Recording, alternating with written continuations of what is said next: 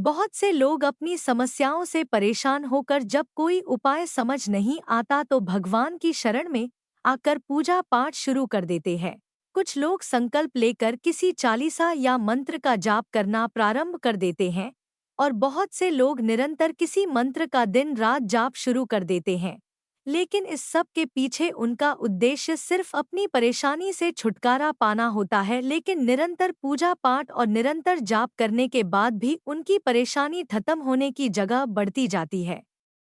उन्हें समझ नहीं आता कि इतना पूजा पाठ करने के बाद भी उनकी समस्या का समाधान उन्हें क्यों नहीं मिल रहा, और यह समस्या आजकल हर तीसरे चौथे व्यक्ति में देखने में मिल रही है। असल में आजकल लोग सिर्फ शॉर्टकट चाहते हैं।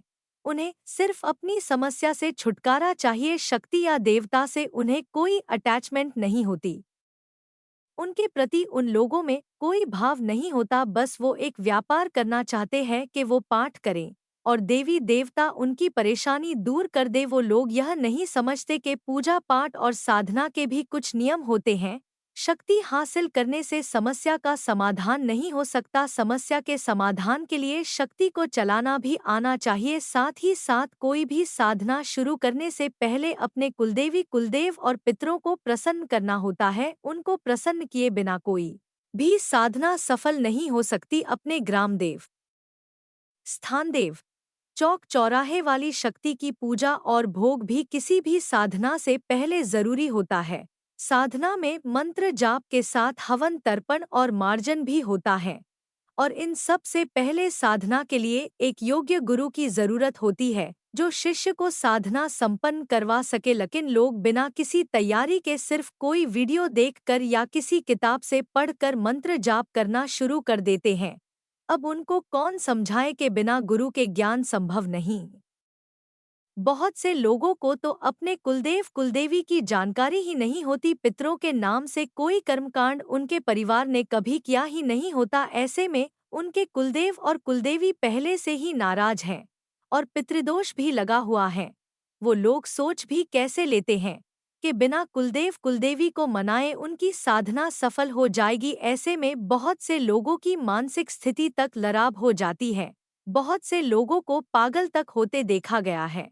चलो मान लिया कि मंत्र जाप से आपने सिद्धि हासिल कर ली, लेकिन साधना सिद्ध होने के बाद भी वो अपने आप काम नहीं करेगी। आपको उस शक्ति से काम लेने का तरीका भी आना चाहिए। उस शक्ति से कैसे वचन लेने हैं और उस शक्ति को क्या भोग देना है, कब भोग देना है, शक्ति को कैसे चलाना है, यह कौन सिखाएगा। अगर कोई व्यक्ति अपनी साधना से कोई दूत हासिल कर भी लेता है तो अगर उस दूत को समय पर भोग नहीं दिया गया तो कुछ टाइम बाद वो भी परेशान होकर आपको परेशान करना शुरू कर देगा, और अगर उस शक्ति से उसके हिसाब से काम नहीं लिया तो भी वो शक्ति आपको परेशान करेगी। बहुत से ऐसे साधक ऐसे साधना करके अपने और अपने परिवार का नुकसान कर बैठते हैं।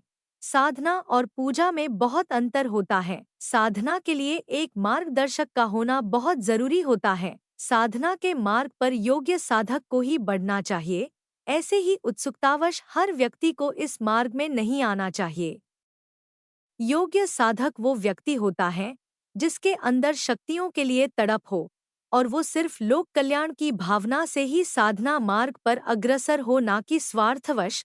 आम गृहस्थ व्यक्ति को सामान्य पूजा पाठ करना चाहिए या फिर किसी योग्य गुरु के मार्गदर्शन में इस मार्ग पर आगे बढ़ना चाहिए।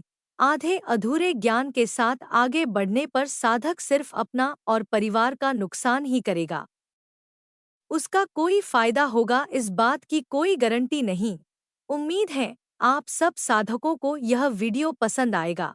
जल्द ही फिर उपस्थित होंगे एक नए वीडियो के साथ। जय माता दी।